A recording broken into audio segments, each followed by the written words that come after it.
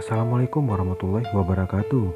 Video kali ini menceritakan tentang upacara pemakaman Raja Indrapura dalam balutan cerita fiksi dengan beberapa jejak-jejak sejarah yang tertuang di tanah Indrapura. Diulang untuk didengar, melihat ke belakang bukanlah hal yang primitif. Jejak-jejak sejarah perlu diingat untuk direnung dan dirasakan keberadaannya.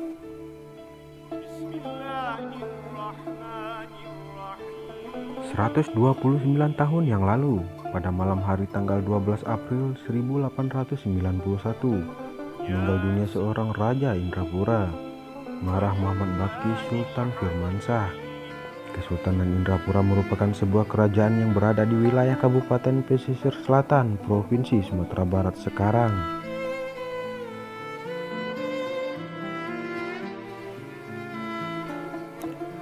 Pagi itu juga berita kematian Sultan telah disampaikan oleh para dubalang ke seluruh negeri.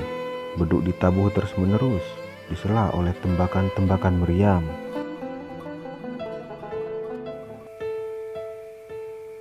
Menurut adat waktu itu, jika seorang sultan maupun regen meninggal, selama prosesi berkabung berlangsung, para penghulu harus mencukur rambut, memakai baju maupun daster di kepala dari kain putih sebagai tanda berkabung. Setelah jenazah sultan dimandikan dan dikafan secara Islam, jenazah lalu dimasukkan ke dalam peti jenazah, lalu dipaku rapat.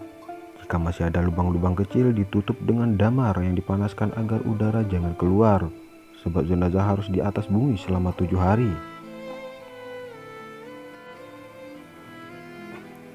Selama prosesi berkabung, ada tradisi meratok, yaitu saudara-saudara wanita sultan, kemenakan perempuannya, atau para istri penghulu, melakukan ritual mengelilingi peti jenazah yang diletakkan di ruang tengah istana dengan dijaga bentara, berpakaian serba merah, pedang terhunus di tengah, di atas peti terpasang lilin.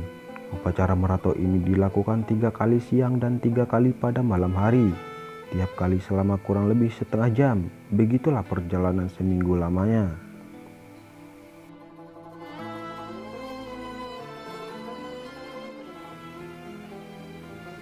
Pada hari ke-7 upacara penguburan dilakukan. Peti jenazah diangkut dari rumah duka dengan menggunakan mercu alam yang dipikul oleh beberapa orang bentara. Tampak pula 2 orang masing-masing dengan cerano berisi beras kuning dan mata uang yang sekali-kali dilempar kepada orang-orang yang berdiri di pinggir jalan untuk memberi penghormatan terakhir.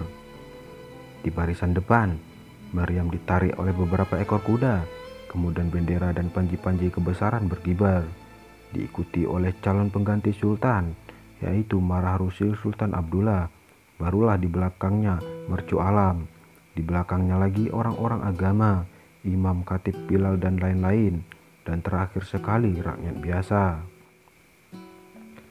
Selama perjalanan menuju kompleks pemakaman, lantunan berselawat Nabi berdiki yang dilakukan oleh sedikitnya 300 orang. Sesekali juga terdengar dentuman meriam. Dengan dentuman meriam terakhir, rakyat tahu bahwa Marah Muhammad Baqi Sultan Firmansyah telah dikebumikan. Itulah laporan pandangan mata seorang wartawan Belanda waktu itu. Dan itu pula pemakaman terakhir seorang regen atau sultan di Indrapura dengan upacara lengkap.